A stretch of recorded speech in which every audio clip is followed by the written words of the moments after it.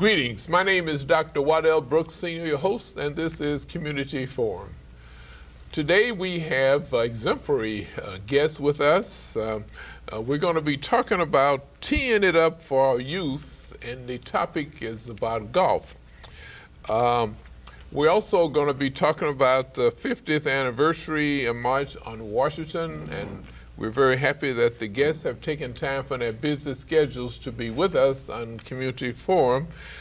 We have Dr. Reginald Spears with us. He's an MD. He's in private practice, staff at Advocate Condell Medical Center, Advocate Luther General. He's a graduate of Southern Illinois University School of Medicine. That's right.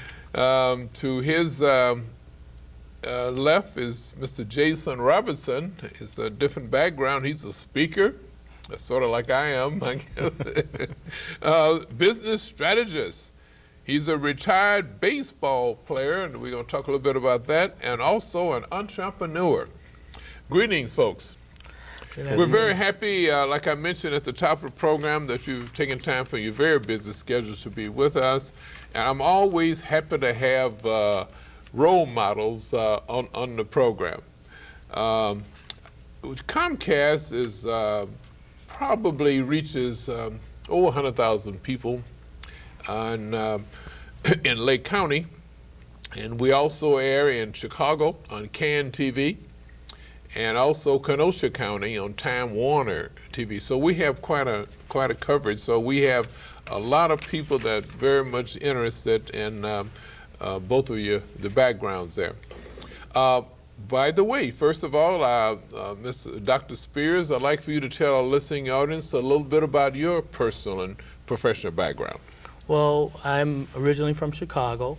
I attended, as you stated, Southern Illinois University School of Medicine. I don't hold that against you. I'm a graduate of Illinois State University, Redbirds. That's all right. And you're Saluki. Well, they didn't have a medical school at Illinois State, so okay. I had to go to Southern. Well, they accepted me at SIU. Okay. And I'm a proud graduate. Graduated from medical school in '93. Okay. I attended my residency at Lutheran General Hospital in Park Ridge, right down the street, if you will. Okay. Did 3 years there.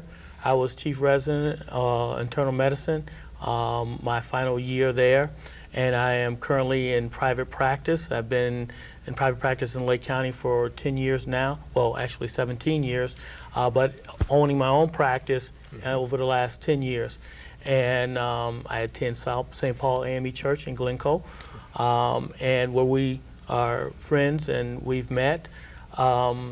I'm here today to talk to you about teeing it off for golf. It's about. You mentioned St. Paul Church in Glencoe. That, I'm thinking about, did your church appear on a, with the Reverend Fletcher, Todd Fletcher's church, and First Baptist Church in Lake Forest? I think you have a singing group there, a male group. Well, that would be us. That would be us. We did. We participated in a program with Reverend Fletcher. Yeah. Okay. Actually, 2 years in a row, and we enjoyed it. He's a good man, and we like helping him out. Fantastic. This is a small world. Yes, I didn't realize that. You know, but you were referred to me by Deacon, I guess, Leo Leeper. Leon Leeper. Leon Leeper. Right. I got to get. He's a deacon at the Mount Sinai Institutional Baptist Church in North Chicago. That's right. He's a friend of mine also. So even though we haven't met, we still brothers. That's right. Well, I'm gonna give Jason Robertson. I want to give you the same opportunity that I gave Dr. Spears. Tell our listening audience a little bit about your personal and professional background. Well, thanks for having me on the show, first and foremost. I am from the south suburbs of Chicago. Okay. Grew up in Country Club Hills and went to Hillcrest High School. 1989 graduate. Seems some short, time ago, but and upon graduating high school, I was drafted out of high school, played professional baseball with the New York Yankees. Did that for 8 years. Oh. Then upon retiring from baseball, ran a youth center for a couple years before I started my entrepreneurial trek at 30 years old and started Planned Packaging of Illinois. And now here we are 12 years later. We're headquartered in Frankfort, out in the south suburbs, but we have two manufacturing divisions. One is in Rocky Mount, North Carolina. The other one is in Memphis, Tennessee. In between that time, I've done a lot of youth events and speaking opportunities, and just, you know, did some public speaking as well. Also, you mentioned Country Club Hills. I have relatives there in Country Club Hills, 169th Street. Yep. Right? Yep. I grew up 175th Street, so okay. it's definitely, if it's around Pulaski, it's definitely in Country Club Hills. Right, with small world here. Willis Evans was this man. I don't know how active he was. He's active in church, though. So Okay. in Chicago. Okay. Well, our topic is teeing it up for our youth, but I'd like to first of all ask Dr. Spears, what piqued your interest to get involved in medicine? Well, it's a really long story. I served before medical school and undergrad. I had enlisted in the United States Army. Okay. And the United States Army had a plan for me that I didn't know. I shouldn't say that. I think it's someone else that had a plan for me. But they directed me into medicine by being a medic. And I was good at it. And I had someone tell me, you should really go into medicine, and offered me a job for something that I wasn't qualified for because they thought I was good at what I was doing. Okay. So that piqued my interest in medicine. And when I exited the military, I went to enrolled in college, and the rest is history.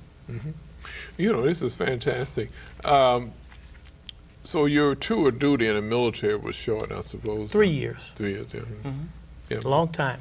Right. I served 2 years, and I thought that was a long time, you know, this type of thing.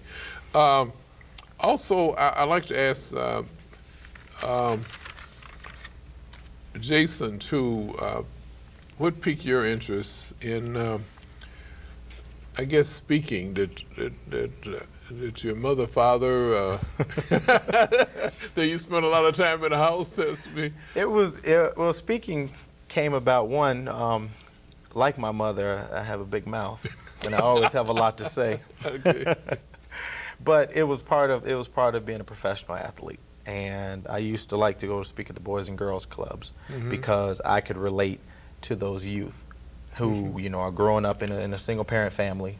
Okay. And single parent home, and having the struggles and, you know, the day-to-day, not knowing, you know, hey, is a light going to be off? Is the phone going to be off? Right. Food struggles, you know, just growing up with not a lot.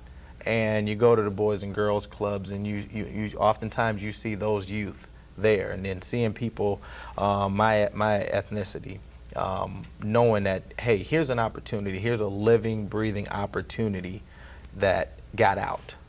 And the Lord blessed me immensely with baseball talent, and that was my way out, but that's not the only way out.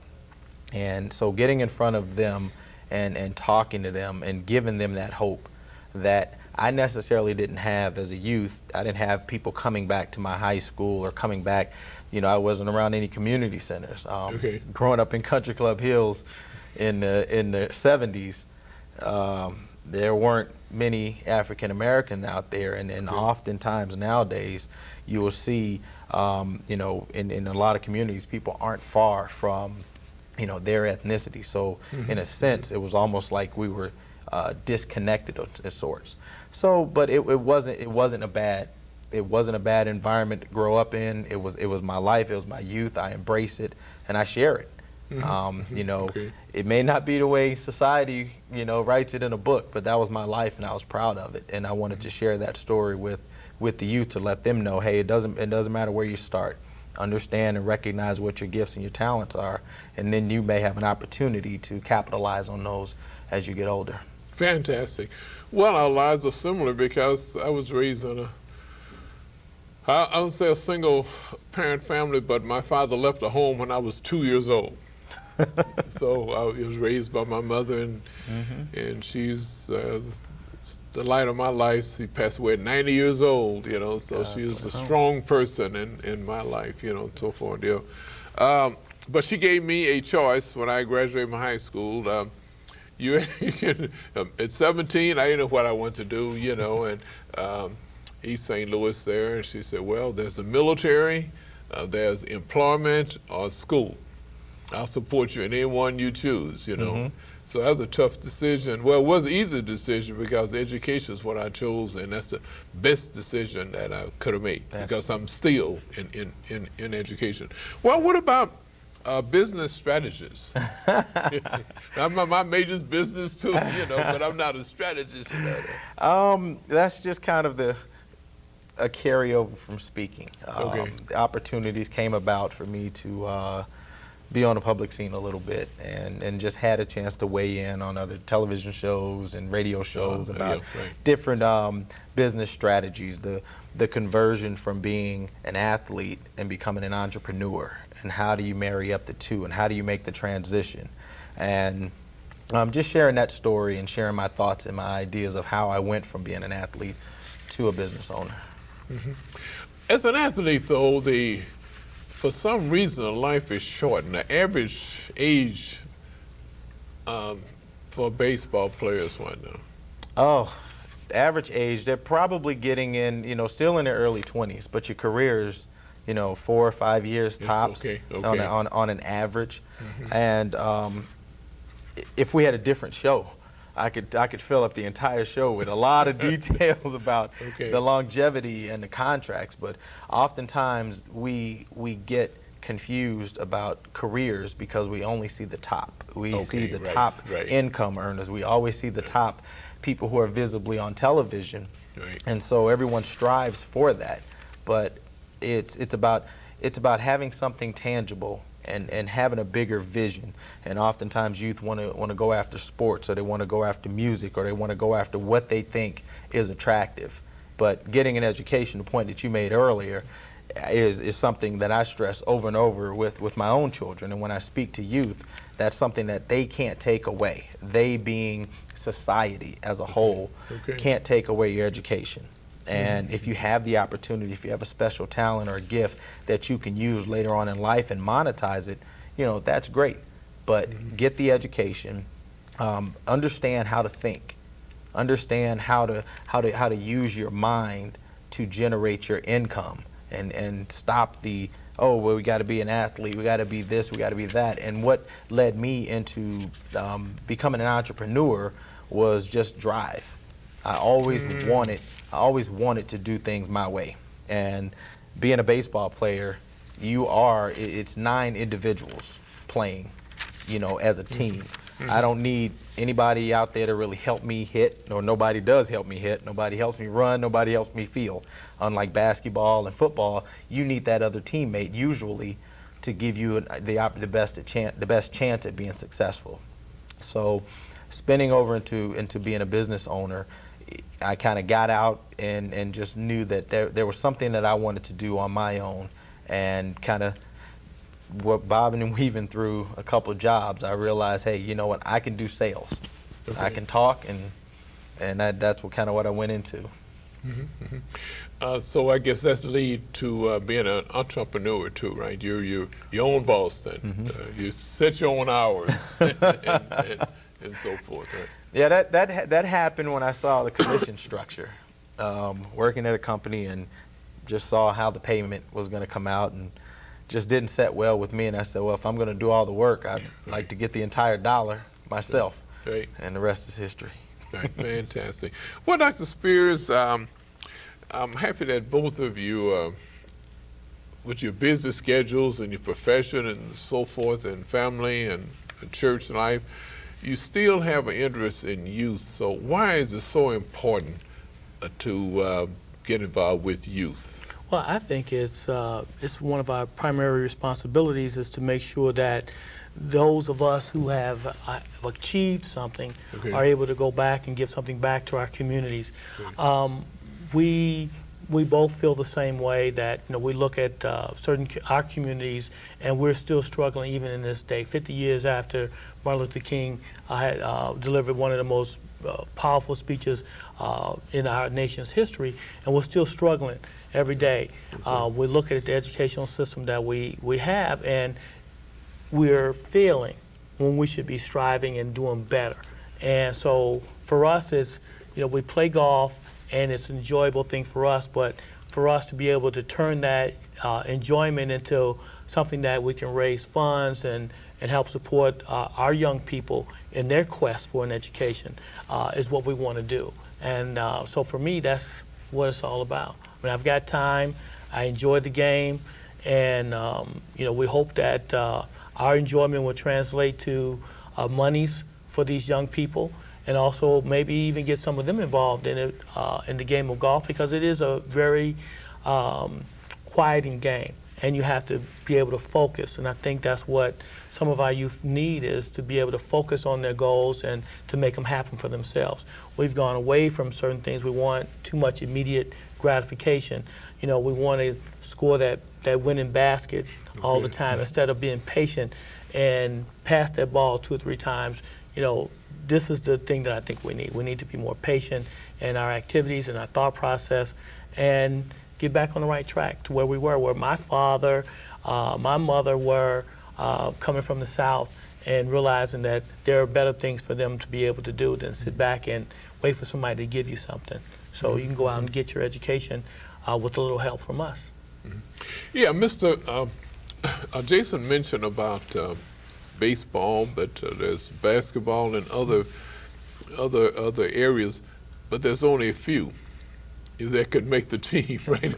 Right. And you only, like you mentioned, you only read about the stars, right? But there's thousands of others that are. But in golf, it's an individualized game. That's true. You're not competing against anyone else. You're doing your own thing. Well, you compete against yourself. Okay. You compete against yourself. And a lot of us, when we play, we go, we talk about chasing that little white ball. Okay. And it's really about competing with yourself to stay focused, so that as you're playing, you're doing repetitive activity. And if your repetitive activity is bad, I mean, your swing is bad, it's going to stay bad until you focus on it and you get it right, and then you see the reward later. And that's a parable for life. I mean, you focus on your goals, and you stick to it, then you'll be more likely to be successful. And so, I've been playing golf now for a little over 10 years, and I'm still struggling, like most average golfers, but I find enjoyment there because I like being outside. And I like the golf courses because they're beautiful for the most part, and there's a quietness to it that helps ease the mind and allows you to focus. And if you can take that same strategy into your day-to-day, then it makes you easier to focus at your job, at school, things of that nature. Is it one of the most expensive sports, though? It is an expensive sport. There's no doubt about it. That's why I only play maybe twice a month. But it can be expensive. But if you plan out your life and you plan your activities, then you can go and you can still enjoy it. It's not a game that was introduced into the African American community until recent years. Now, we've got golfers forever, but growing up in Chicago, my only experience with golf was watching it on TV, and then I would just change the channel because there was something about their attire that I just didn't like. So, and I didn't understand the game because no one ever bothered to teach me. Right. So, once someone taught me the game, I could understand and appreciate the complexities of it. Well, let's go back to the history of golf. We think of Tiger Woods and Augusta, Georgia. Now, here is, of course, that was back in the time when we know that we're celebrating the 50th anniversary of Dr. Martin Luther King Jr.'s speech, right, in the March on Washington, that's going on now. But that, 50 years later, have we realized that dream yet? Are you asking me that question? I think that in well, both of you may want to comment on it, but I like I think we have to certain degrees, and I think that the climate, particularly the political climate in this country, is going backwards. Okay. But so is the rest of the world. I mean, you look at all the violence that's going on, not only in our communities, but around the world, and it's senseless. But I think that Jason and I are examples of that dream, okay? Okay. We're products of it. And so, you know, we want to see that happen for other young African-American children to realize where we are, be able to see it. Okay. You know, there's not a lot of hope in our community, I don't think right now, to be able to achieve higher education, to get to that, to break through that glass ceiling, if you will. But there are opportunities. You just have to go out and go get it. I mean, my parents and my parents' parents, they didn't wait for someone to hand them an opportunity. We have to go out and take our opportunities where they come, and seek it out. I mean, I can perfect examples. People, you know, we were talking earlier about scholarships that are available for African American youth. I'd like to mention that too, because other people may be interested in it. But go ahead. And if we don't look for those opportunities, you'll never know. And things go by the wayside. We wonder, how am I going to get through college? And you wind up taking out, you know, hundreds of thousands of dollars in student loans, and you spend the rest of your life paying it back. Okay. And that's not any good. You don't want to go to college owing someone money when you get out. Especially medicine. Oh, well, that's a given. I'm still paying back my student loans. But it's something that you know, we don't, as a community, we don't see the benefit of not having that debt. Okay. We tell our kids, you got to go get that money yourself. You got to take out that loan so you can get through your education. But you have 4 years of undergraduate education now where you're paying $20,000 a year for education. That's 80 grand when you finish. Mm-hmm. You know, you got to take the first job you can, because you got to start paying that money back within a year or two of graduating. Yep. So in that, not having that debt hang over your head, now you take a job possibly that you might not really want, but is there and available. And you have to work harder to get up in that company so that you can continue to pay back that debt. You know, our goal should be to not have debt coming out of college. That makes it a better opportunity. I know one of my colleagues who is Indian, was born here, but his family was able to pay for his college. He never had a penny of debt. Wow. Right, coming out of medical school, undergrad, and that's such a big deal, right? Because now, you as with that title, medical doctor, is instant credit. So he can go out and use someone else's money where we can't, because we owe money, right? And don't miss a payment, because there goes your credit score. But that's the big difference to me, is not having that debt. So finding out as much as you can about scholarships, not only that are just available for African Americans, but for other things, and studying hard, getting the grades, all those things still apply as they did 20, 30, 40, 50 years ago. You still have to work to get it. You know, if you go and thinking that, oh, I'm got a C average, I'm going to get into, you know, school and everything will be hunky-dory, you got a, you know, sad awakening. Very good point. Very good. I was going to have Jason piggyback on that too, because while we were preparing for this program, he was mentioning about the different scholarships that are available. But we'd like to strongly emphasize to parents and also students that are watching this program that the higher grades they get, the more opportunities they have for scholarship. Don't strive to get a C just to get by. They should be striving for that A or B. And I tell you, give you an example. My granddaughter just started Howard University. She got a $90,000 scholarship, but that's over a 4-year period.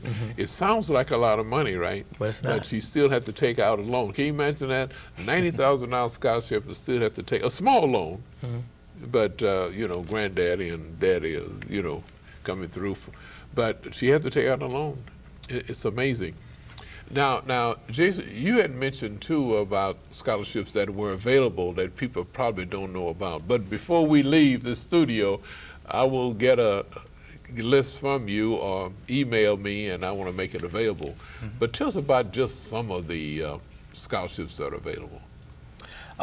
Without having any, you know, the actual names in front, and to make it more specific to our point, golf is a sport that is has been revolutionized in the African American community because of Tiger Woods. Okay. And currently, to date, even if you look at the LPGA Tour, you know, on the ladies' side, it's being revolutionized by the Asian market and the huge influx of Asian golfers. Okay. And so the NCAA sets aside billions of dollars for student athletes. Okay. And there's money set aside for golfers, and there's money set aside for female golfers. There's money set aside for African American golfers. And oftentimes what we do in the African American community is we're only attracted to what is common. And if we want to take a step back and talk about what Dr. King really stood for, it wasn't go and stand up and get your hand out. Okay. It was go and prepare yourself. When you talk about a dream, I don't believe it was about a destination. It was about a journey. Okay. And part of that journey is get up and go to school and get the best grades that you can get. You may not have this representation or this exposure to certain things, but don't be adverse to trying to learn about it and find out, again, in the African American community, why is golf only played by so few African Americans? What attracts you to golf? Why shouldn't I get good grades? Why should I only get a C? No, we should strive and push so that we can have all of the opportunities available to us based on our merit, and not accept okay, I'm just going to do enough so that I can qualify for my handout, and that should be good enough to get me what everybody else does. And we should put more pressure on our children to strive to want more and to strive to do more. And how does that happen? That happens with four gentlemen that go to the same church playing golf, saying, wow, we ought to reach back in our own community and try to expose golf to more African Americans so that they can see here's another avenue besides being a rapper or being a football player, being a basketball player. Again, I can do the numbers and tell you, you might as well just start taking your paychecks and just playing the lottery. You got a better chance of hitting the Mega Millions than you do of hitting a baseball for the Yankees or making a three-pointer for the Bulls or tackling somebody for the Bears. But we don't see that. Or getting a big Sean Puffy Combs record, contract. That's just not going to happen. You have a better chance of getting a great education and being a doctor, or having your own idea and understanding how do you network with a bank to get money to fund your idea and become your own entrepreneur, and be able to, unlike Doc, I can choose when I want to go to golf anytime I want. And I say unlike Doc because he still has to go, be there for his patients, which probably limits his getting out twice a month, as opposed to him not being able to afford to get out twice a month. However, but we have to change the lens that we look through in determining what exactly do we want for ourselves. Do I want just the lowest level? Do I want just enough to get in, or do I want the best? And then we have to change our thought process of how do you go about getting the best. And I used to speak on a topic called winning the Yankee way. The reason the Yankees are the most successful and the most decorated sports organization in sports history is because they've always gotten the best. They did not accept just mediocrity.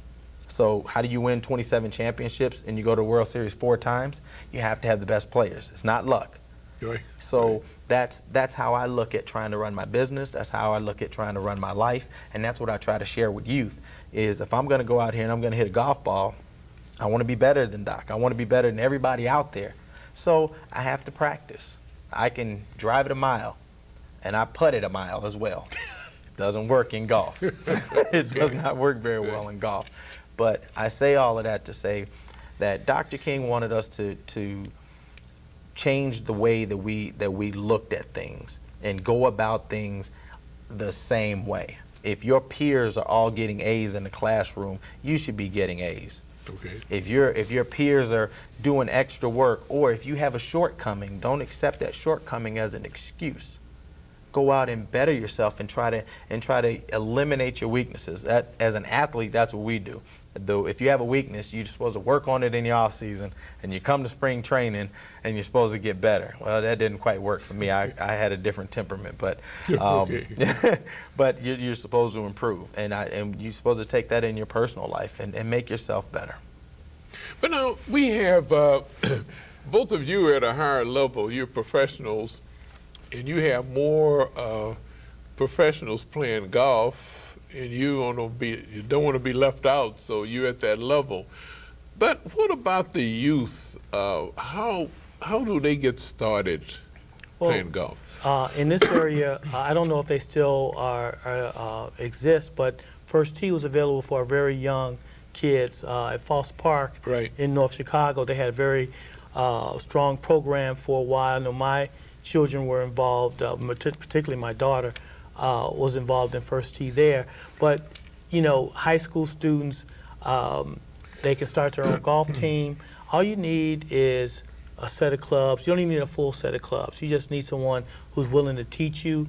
And most of the golf pros in the area, particularly places like Foss Park and I think Bonnybrook, they have programs where they're taking young people and saying, hey, we'll teach you how to play. You learn how to caddy. And that'll give you a strong focus and background on the game of golf itself. And go out and see what it's like, because it requires a lot of concentration. It's time consuming, so you have to have time on your hands to be able to do that. You know, and I think that instead of everybody trying out for the basketball team or the football team or the baseball team, you know, try out for the golf team. It doesn't take a lot, and not a lot is expected of you at the beginning, because it takes a long time to get good at this game. And it takes a lot of focus. I keep saying that all the time. Well, just ask Tiger Woods. I think, what was he, about 3? Yeah. I mean, 3 or 4 years old when he got started? Well, a lot of the, and Doc, I don't mean to cut you off, but when you start looking at the LeBron James of the world. And let's backtrack. LeBron played on a lot of AAU teams. AAU teams and travel teams, they cost money. I had a son myself, who two of my children play travel baseball, thousands of dollars. You know, if you break that down into the months that we're able to golf in the Chicagoland area, you can get out quite a few times. But if you get out and you're passionate about something and you really want something, you can find ways to make it affordable. You know, it's not, you know, you could go, we went this weekend, and $29 with a golf cart to golf. I know gloves for football are, you know, 60, 80 bucks. The cleats are $150. You know, the Under Armour gear and stuff. So there are a lot of costs with other sports. And there's this stigma that comes with golf that it's extremely expensive and you can't do it. And just look into it. I mean, it's probably just as affordable as the others. It's just the cost is broken down. And certain places you can go play what we call twilight. So you go in at 3 o'clock, and the cost is markedly reduced. Or after 3 o'clock, markedly reduced. So if someone, a young person, wants to go, and if they're certain public courses, if you're under a certain age, you get to play for free, accompanied by an adult. So if a child, a young person wants to play or learn how to play, and they have a relative or their father or mother has a friend who plays, they can always ask them to take them out during that time, and they may get to play for free. So there's an opportunities for us to play this game and get good at this game. And, you know, it's a great game. Now, how does one get involved in the First Tee program? You say it did start, I do remember, and they had quite a few volunteers. And I don't know what happened to that program ceased. I don't know. Well, I don't know exactly all the details about why it stopped, but it really takes someone in the community to say, look, we want to do this.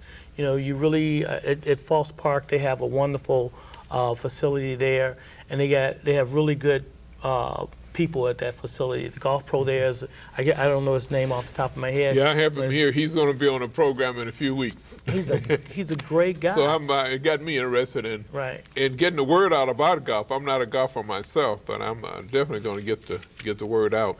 I know that Michael, is it Carbone? I don't know his last name. No. Okay. Gabe Monroe. Okay. Yeah, he's going to be in a few weeks there. He's going to be. I'm sure he can speak to it. You know, First Tee is a national organization. Okay. And so their facilities are all around Lake County and in Chicago that sponsor First Tee. They give the kids clubs. Wow. Okay. They give them clubs and bags so that they can practice with. So it's the information, the equipment, everything's out there, and they basically they're almost playing for free. So if a child strikes up a good interest in the game, I'm sure there are avenues for them to play. Parents have to get them there. Also, Tiger Woods has a foundation too, but is it difficult to get attached to that, the foundation? That I don't know. I would have to look into that personally. I'm sure that there are avenues to do that, just like First Tee. I think First Tee is probably more suited for our communities, if you will, because they're everywhere, right? You can't go into a major city in this country and not find a First Tee program. Right. I think the high schools, I guess my next, because I'm a community activist, you know, and I'll be at the high school soon too. They have to emphasize it in their curriculum, right? In their sports curriculum. I don't know if they have to. I think that if enough high schoolers want to play, I'm sure they can get some assistance from their high school to help form a team and start participating, just like the basketball teams have, you know, games that they play at other places. But if you're just starting a golf team, you might want to make sure that you have your spirit in the right place, because there's schools that have long-standing existing teams that these kids are going on to play college golf and potentially professional golf. But it doesn't mean that you can't go out and compete and have fun at the same time. So I know we have a lot of women participating too in our Falls Park program here in North Chicago too. So more women are involved now than ever. Oh, sure, and they're good at it. You know, they have great hip movement to hit that ball, and they're probably a better focus group, I think, than the men are when we get out there and play. We spend a lot of time competing with each other instead of the course. So they lack the testosterone. Okay. I think yeah. So don't get discouraged by the sand trap. So they're set there to keep you from reaching your goal. Not to say that they're not competitive. It's just when testosterone kicks in, we seem to try to overswing, and increase the chances of error. But the women golfing is increasing, and we have a couple members in our church. Female members in our church. My wife as well is trying to get more involved in golfing. Well, mine doesn't like to do all that walking. Well, that's why they have carts. See, you can ride the 18 holes that you're playing.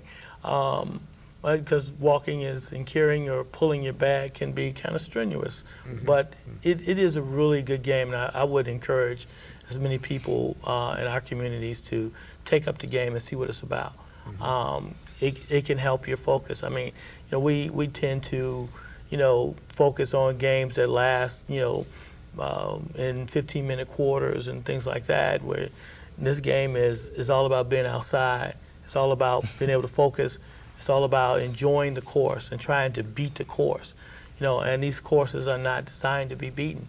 You know, the average golfer, you know, like myself, you know, you could spend 20 years trying to break into a certain range in your score and never make a move, you know, but that's because you don't get to play every day.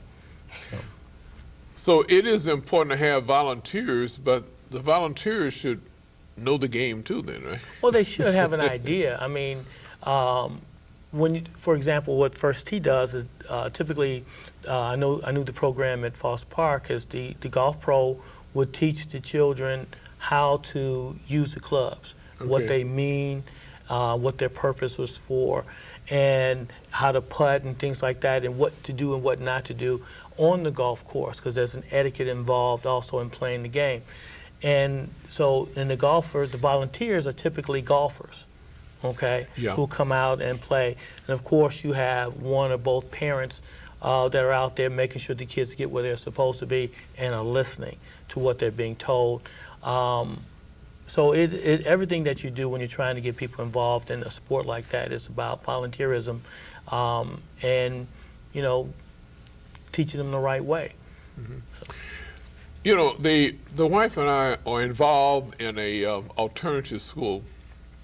Last year we had 60 youngsters, the dropouts, expelled, suspended, and so forth from the high school, and we ensured that they graduated from high school. Now these were lost kids, would have been lost, but we turned them around. I think this past year, last year was about 22, I believe, and this year. But these would have been, we have problems. You mentioned golf and the time involved, but when they graduate, it's another problem we have with our high schools locally too, because when they graduate and go to the College of Lake County, they have to give them remedial classes before they could take the regular classes. Now, would that student have time to play golf? Well, I would say to that student who is not getting the grade, you need to focus on your education. Okay. So not everybody is suited for. Well, I mean, you're not suited to play. You know, golf. To play 18 holes of golf typically is 4.5 to 5 hours out of your day. Okay. And if you're not getting the grades, you know, doesn't matter what you're doing. Just like any sport, I guess. Right, any sport or any activity, hanging out with your friends, they need to make up their mind about what it is they really want. Do they want to play golf? They want to play basketball? They want to hang out with their friends? Or they want to get that piece of paper so they can show their future employer, this is who I am, right? I'm here, I'm dedicated, I'm going to work hard for you. That's what they need to emphasize, I think. And golf is something you do on your free time. Once you got that piece of paper.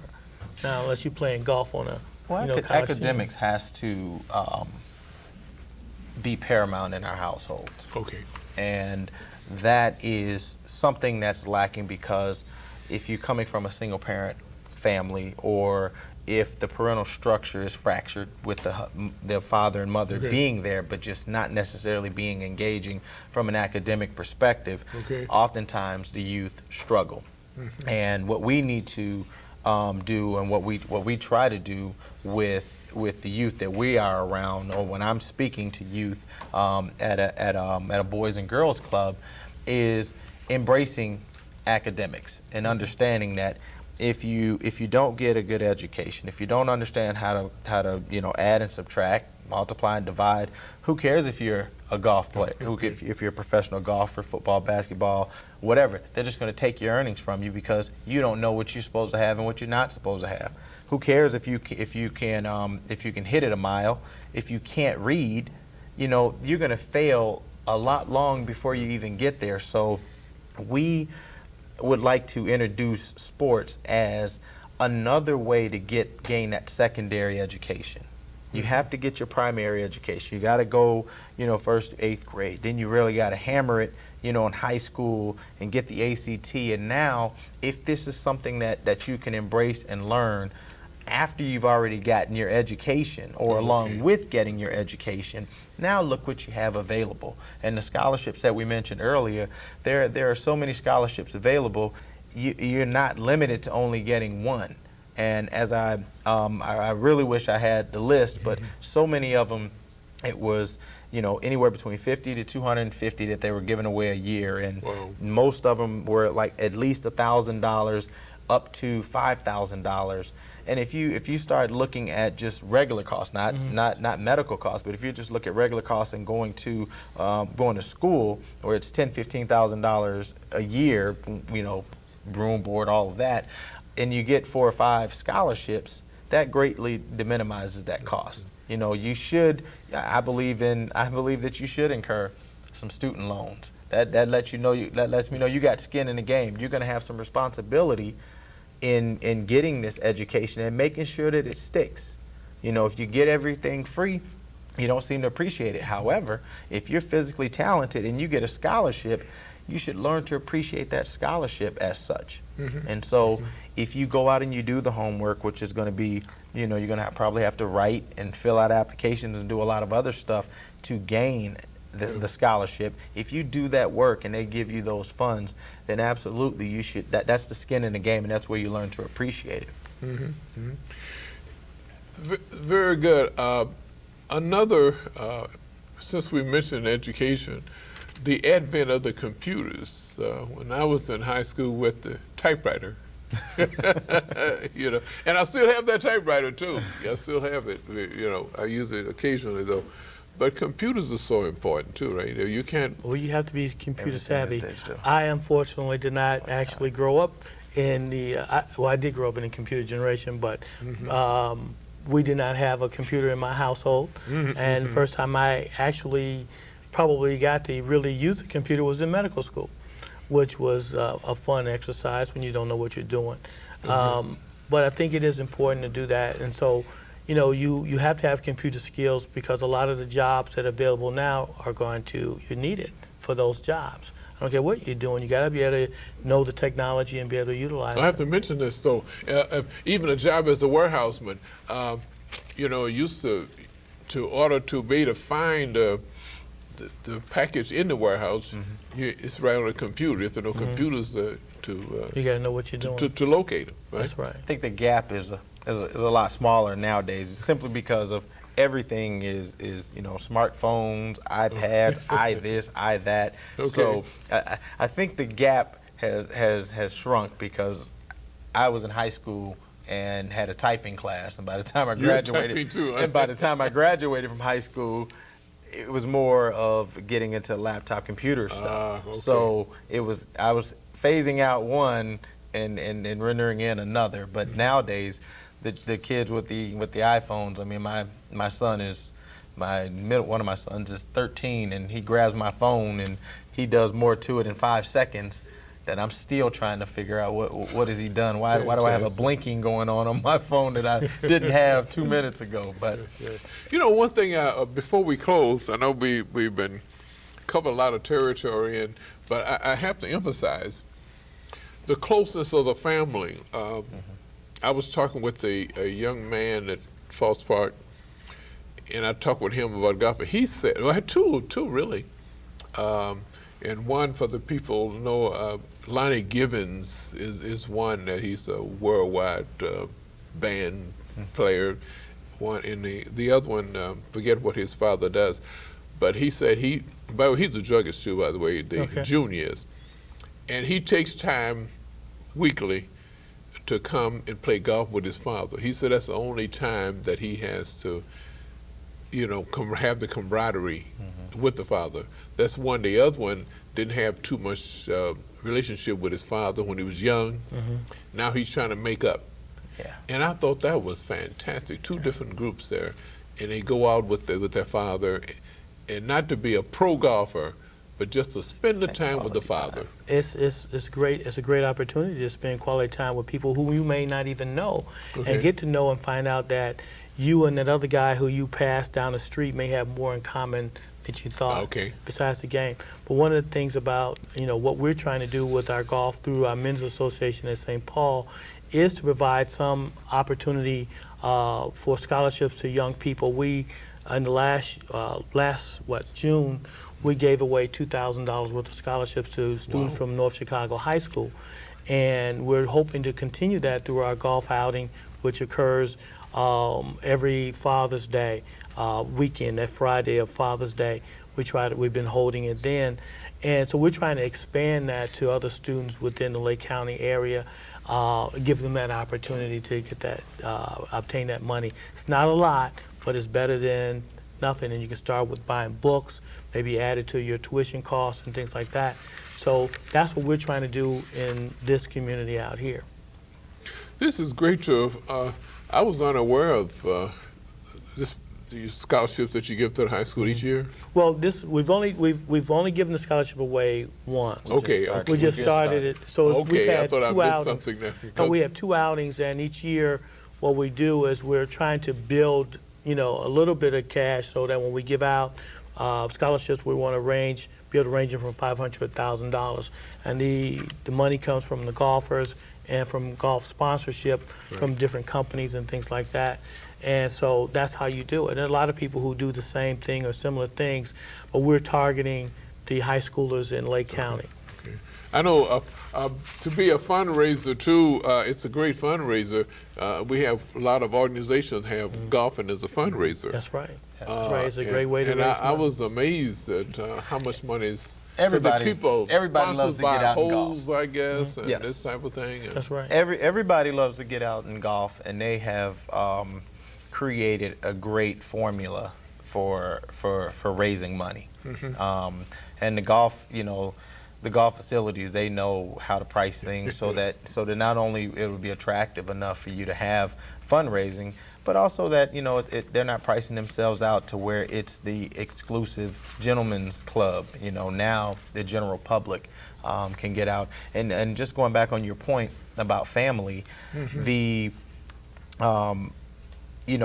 family structure has been has just deteriorated in a lot of homes, and it's crossing racial boundaries.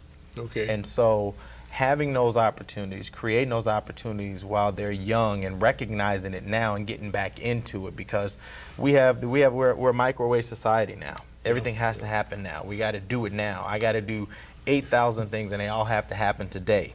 And the thing that suffers is that family time, because by the time you lay your head down to go to sleep, you barely have 8 hours to get your body rested, to get back up the next day. So when you talk about getting around to golf just for a father and son to get together, here's a great opportunity, a great sport for us who are capable. I think that the common theme that can come across when you hear that you're doing for underprivileged or those who aren't capable is, we may miss those who are capable. Okay. And those who are capable, grab your son, grab your daughter, where money is not an issue to the point where you can't afford to do this, but go out and spend that time. And as Doc said, if you're going to shoot 18 holes, 4 or 5 hours, that may be a lot for a youth, but what would 2 hours of quality time with your son or daughter really mean to go do 9 holes, and the stories that you would be able to tell? And then you may gather the traction for that youth to want to go. They may grab a friend and say, hey, my dad and I go do this, do you want to come? And you may grab someone, you may create a net to grab a kid that had no parent that was able to take them out. So you look at this opportunity, you look at the family and spending time together and using that. That's another component for golf, is that you're out there and you're isolated for several hours, but in that several hours you can do so much. I guess the old adage used to be business deals are open and closed on a golf course. Well, if I'm alone with you for 4 or 5 hours, I'm gonna close something and not my mouth. so it is a great opportunity to spend time and talk and just create some alone time with you and that other individual. So why not make that individual be an offspring or a person that you love? Well, you probably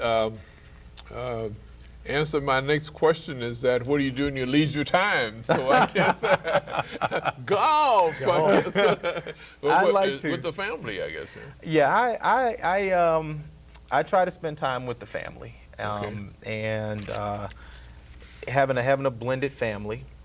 My biological children stay with their mom, and my wife and I and her biological children, we all stay together. So we're constantly trying to co-parent, and so we spend time together. Movies, just creating that social environment for family. However, after church and other things, golf. Well, Dr. Spears, I'm afford you the same opportunity, and in a few minutes we have left. What do you do in your leisure time? Because Sleep most of the time.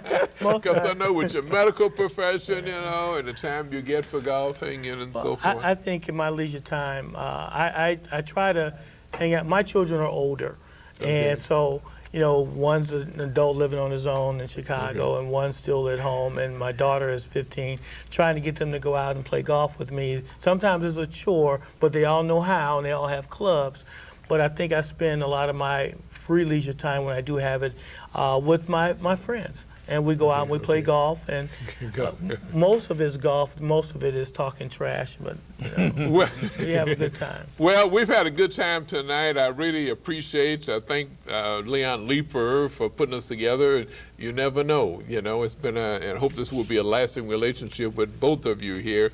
So, ladies and gentlemen, we've been talking with Dr. Reginald Spears, MD, private practice.